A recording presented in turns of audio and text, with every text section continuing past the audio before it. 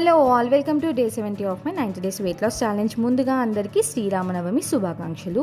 ఈరోజు మా ఇంట్లో పూజ అండ్ ప్రసాదం ప్రిపరేషన్స్తో డే అయితే స్టార్ట్ అయిపోయింది. మార్నింగ్ అయితే వామ్ వాటర్ తాగి తర్వాత పూజ ఫినిష్ చేసేసి మేము ఫ్యామిలీతో కలిసి అయితే టెంపుల్కి అయితే వెళ్ళాము.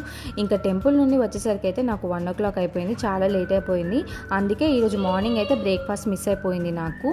సో లంచ్ కోసం అయితే శనగల కర్రీ అయితే చేశాను. మార్నింగ్ అయితే పిల్లల కోసం ఇడ్లీ చేశాను. నేను ఆ ఇడ్లీతోనే ఈ శనగల కర్రీ తిందామని ఫిక్స్ అయిపోయాను. ఎందుకంటే కేరళ వాళ్ళు ఆపంతో తింటారు కదా, సో నేను ఇడ్లీతో ట్రై చేద్దామని అయితే నేను ట్రై చేశాను.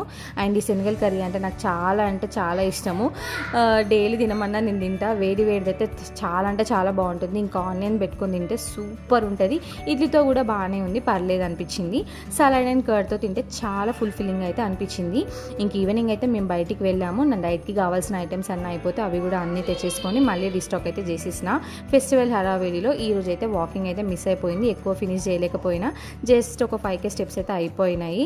ఇంకా చూసిరు కదా, నా రెగ్యులర్గా నేను చియాసిస్ వేసుకునే బాటిల్ కూడా నాది ఫ్రిడ్జర్లో పెట్టి మర్చిపోయినా, సో మొత్తం పగిలిపోయింది. సో మళ్ళీ ఇంకోటి కొనుక్కోవాలి. ఇంకా నైట్ అయితే జీరో వాటర్ తాగైతే నా డే అయితే హ్యాపీగా ఫినిష్ చేశాను. నా వీడియోస్ నచ్చితే మాత్రం తప్పకుండా సబ్స్క్రైబ్ చేయండి. Bye guys.